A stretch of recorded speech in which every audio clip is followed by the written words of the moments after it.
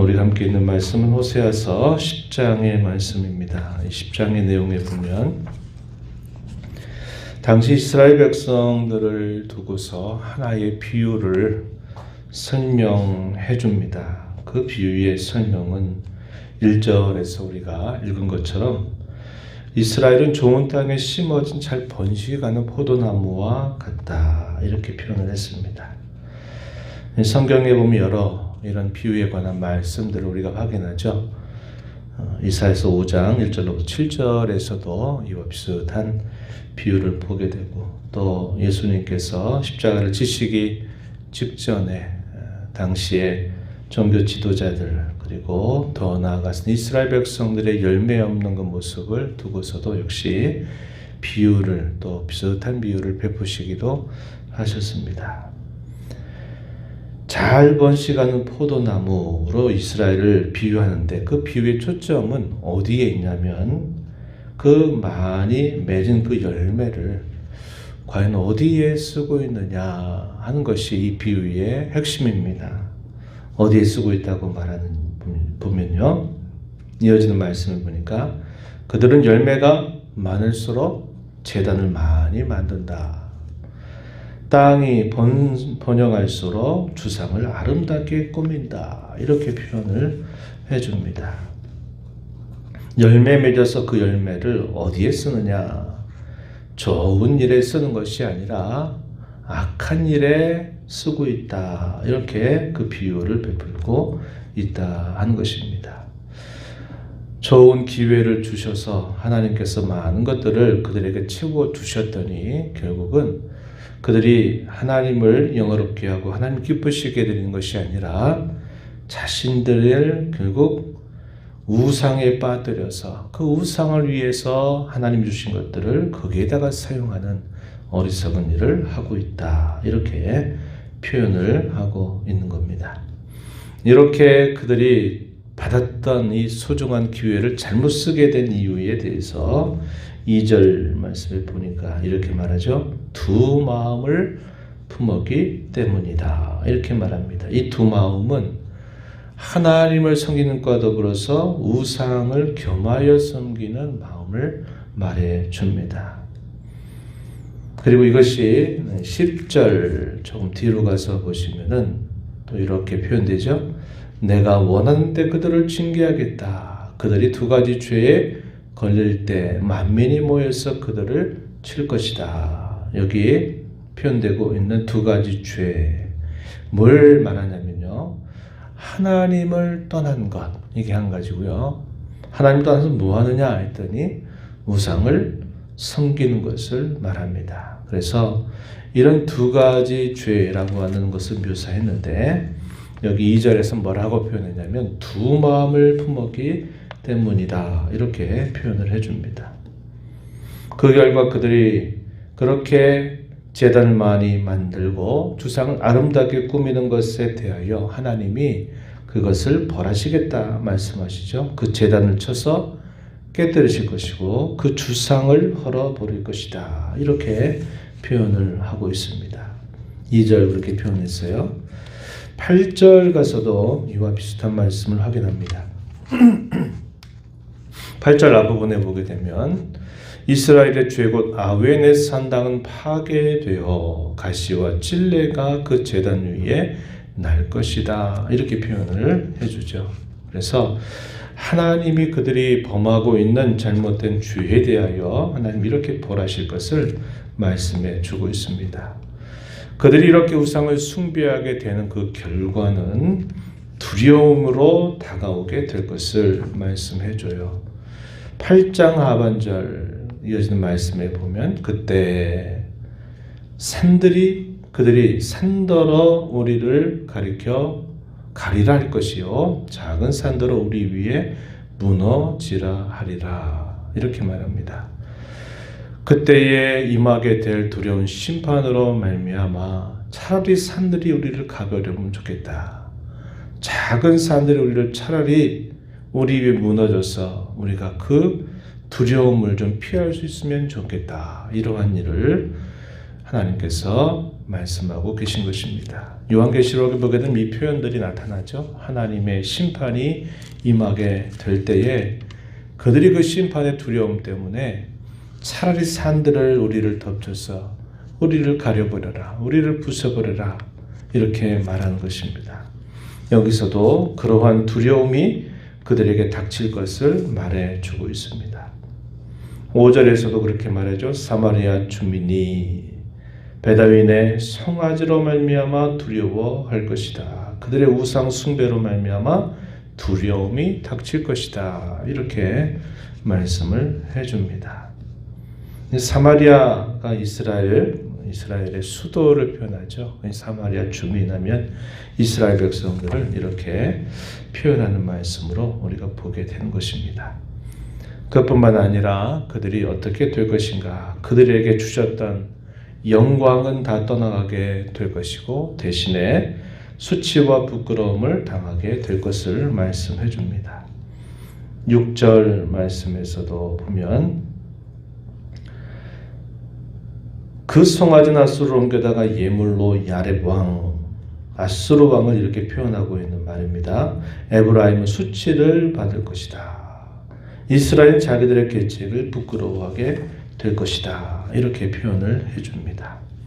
이스라엘의 왕은 속히 멸망하게 될 것이다 라는 말씀을 또 덧붙여주세요. 7절에서 보시면은 사마리아 왕은 물 위에 있는 거품같이 멸망할 것이다 이렇게 표현했고, 마지막 절 15절 뒷부분에서도 뭐라고 말합니까? 이스라엘 왕이 새벽에 정령 망하리로다 이렇게 말합니다. 누차 그러한 말씀을 나누지만은 이 여로보암 2세가 다스릴 말기쯤에 호세아 선지자가 선자로 부름받아서 말씀을 전하고 난 다음에 이 여로보암 왕이 죽고 나서 새로운 왕이 즉위를 하게 될 때마다 계속적인 시해 사건이 일어나게 되면서 이스라엘의 왕들이 아주 단명하는 일들이 생겨나요.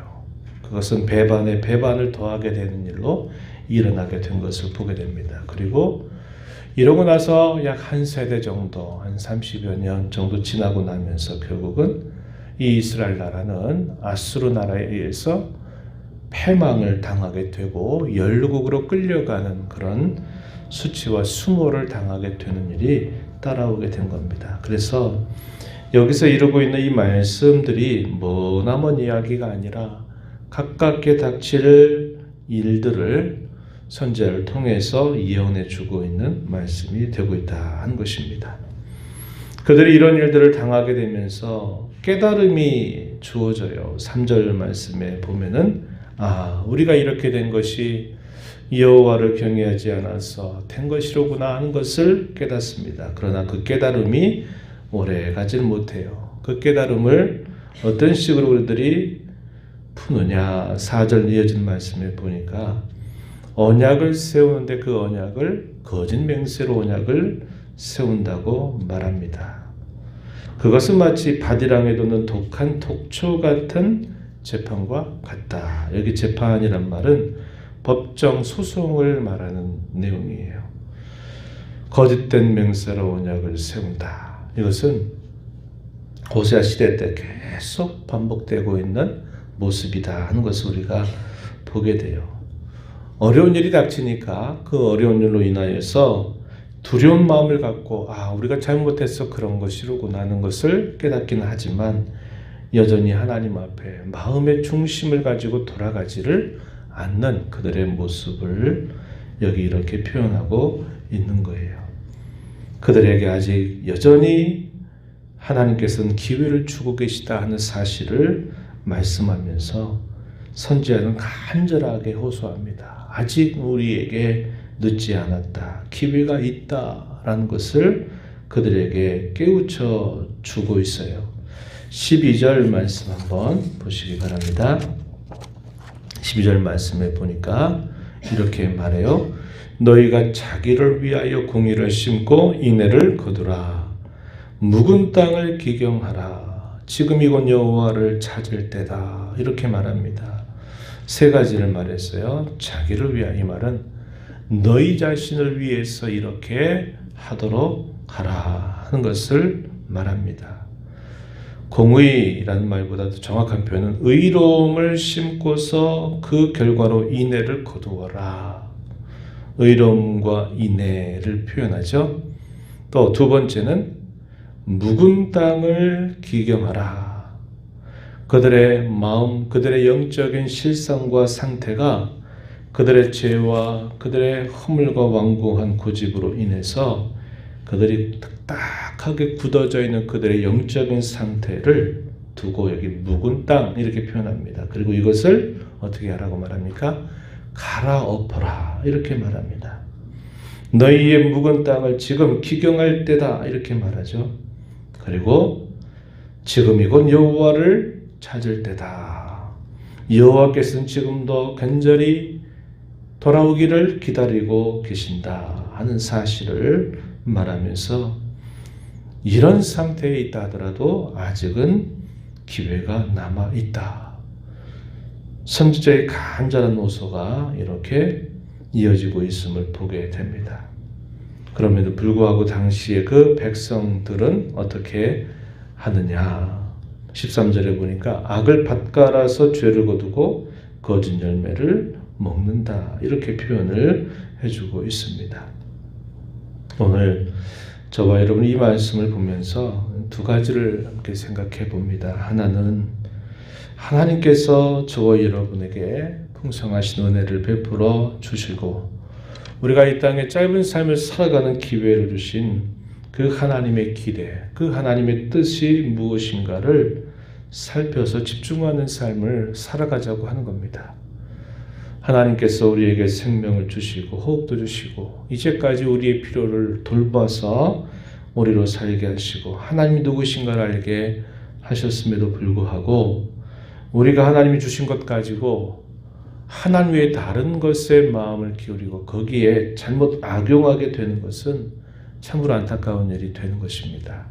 우리의 남은 삶의 기회를 하나님께서 우리에게 은혜 베푸신 그분의 기대와 뜻을 생각하면서 집중하면서 살아가도록 하자는 것이 첫 번째 나누고 싶은 말씀이고요. 두 번째는 하나님 언제나 우리의 마음이 하나님께로 진실하게 돌아서기를 언제나 기다리고 계시다 하는 것을 우리가 기억하고서 우리의 신앙의 자세를 언제나 하나님 앞에 바르게 가다듬는 신앙 자세를 가져가자고 하는 겁니다. 여기 뭐라고 표현했어요? 의를 심어서 인애를 거두라. 여호와를 진심으로 구하는 일. 우리의 마음이 죄로 인해서 영적인 무지로 인해서 굳어져서 딱딱하게 되지 않도록 이 묵을 땅을 끊임없이 기경해서 새롭게 하는 일. 이러한 신앙의 자세를 가지고 하나님께 집중하여 우리 남은 삶을 살아가게 되기를 진심으로 바랍니다. 하나님 아버지 감사합니다. 이 새벽 시간에도 저희들을 깨워주셔서 오늘도 새날 돌아가신 아버지 하나님 앞에 저희들의 걸음을 인도하시며 앞서 행하시면서 주시는 말씀을 또다시 듣게 하심을 감사드립니다. 우리가 이 땅에 아무것도 가지고 온 것이 없고 우리가 앞으로 또 가지고 갈 것이 아무것도 없음을 기억합니다. 하나님께서 생명을 주시고 저희들의 필요를 다 공급하시고 채워주셔서 여기까지 저희들을 인도하셨으며 특별히 무엇보다도 저희가 죄인임을 깨닫게 하셨으며 우리의 구원 되신 예수 그리스도를 믿고 하나님의 자녀가 되는 귀한 은혜를 베풀어 주신 것 감사합니다. 그런 은혜를 받은 자들로 저희들에게 기대하신 주님의 뜻이 무엇인가를 잘 살펴서 저희의 남은 삶을 집중하는 삶을 살아가도록 날마다 저희들을 이끌어 주시기를 바라옵나이다. 언제나 여호와 하나님은 저희의 마음의 중심을 기울이고 언제나 하나님을 찾는 자들에게 크신 은혜 베풀어 주시길 기다리고 계심을 저희가 기억하게 하여 주셔서 묵은 땅을 기경하라고 하신 말씀, 의를 심고서 인애를 거두라고 하신 말씀, 언제나 여호와를 찾고 구하는 자로 살아가시는 이 말씀을 저희 마음에 잘 새겨서 복된 삶 살아가는 저희들 되게 하여 주옵소서. 은혜의 보호자 앞에 나와서 아버지 은혜를 구하는 모든 심령들의 간구를 귀 기울여 주시며 응답하여 주시기를 바라옵고 예수님 이름으로 기도하옵나이다. 아멘.